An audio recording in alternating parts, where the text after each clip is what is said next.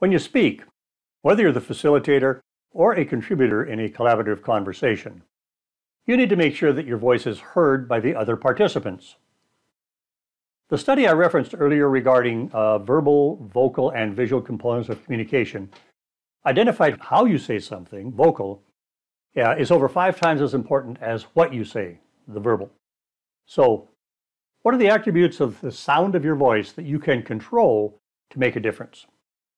There are actually several attributes that you can practice varying while you speak to emphasize critical points. You can express the difference between a question and a statement by toning. And you can keep your voice interesting for the listener. Everybody loves to listen to an adept speaker.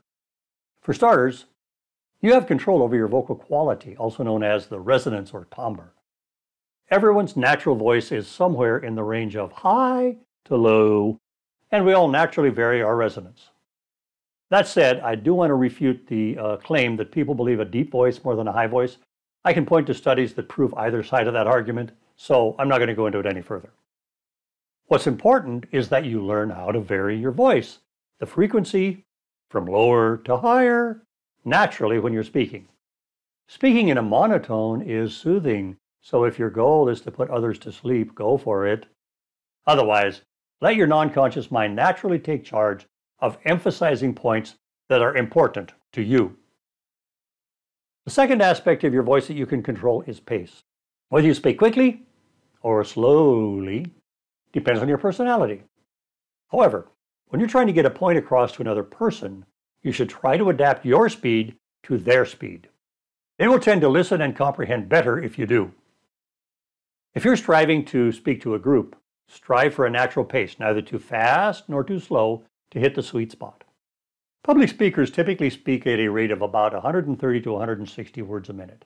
If you're giving a speech, use a word count like a word processing app offers, and a timer to calculate your natural speed.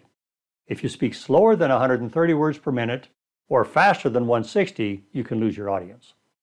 The best recommendation we can make for learning how to leverage your voice in meetings is join a group like Toastmasters. You can also choose from a myriad of online support groups that will help you make more of your natural talents as a speaker. The impact it'll have on your contributions in collaborative conversations can be dramatic.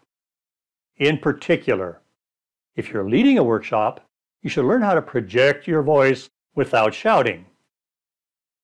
Projecting is actually a skill taught acting students so they can be heard in a large theater. It also comes in handy when you're trying to lead a group of participants during a contentious topic.